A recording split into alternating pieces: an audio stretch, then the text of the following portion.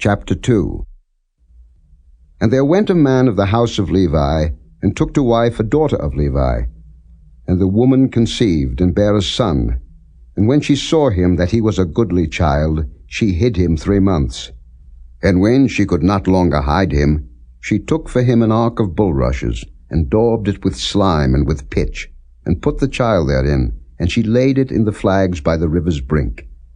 And his sister stood afar off, to wit what would be done to him. And the daughter of Pharaoh came down to wash herself at the river, and her maidens walked along by the river's side. And when she saw the ark among the flags, she sent her maid to fetch it. And when she had opened it, she saw the child, and behold, the babe wept. And she had compassion on him, and said, This is one of the Hebrews' children. Then said his sister to Pharaoh's daughter, Shall I go and call to thee a nurse of the Hebrew women, that she may nurse the child for thee? And Pharaoh's daughter said to her, Go. And the maid went and called the child's mother. And Pharaoh's daughter said unto her, Take this child away, and nurse it for me, and I will give thee thy wages. And the woman took the child, and nursed it. And the child grew, and she brought him unto Pharaoh's daughter, and he became her son.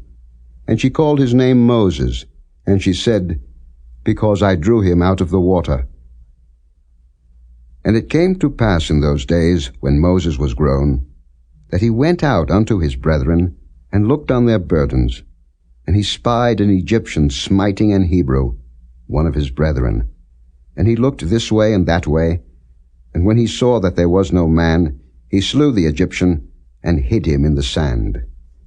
And when he went out the second day, behold, 2 men of the Hebrews strove together.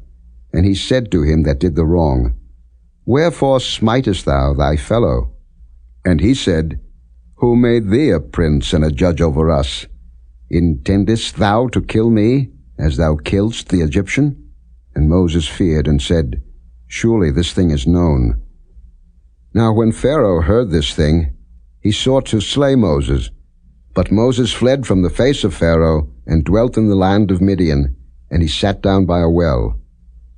Now the priest of Midian had 7 daughters, and they came and drew water, and filled the troughs to water their father's flock. And the shepherds came and drove them away.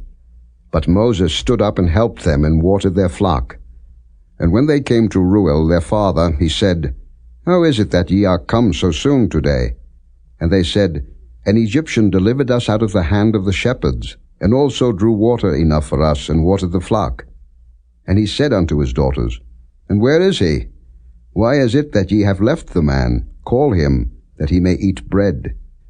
And Moses was content to dwell with the man, and he gave Moses Zipporah his daughter. And she bare him a son, and he called his name Gershom, for he said, I have been a stranger in a strange land.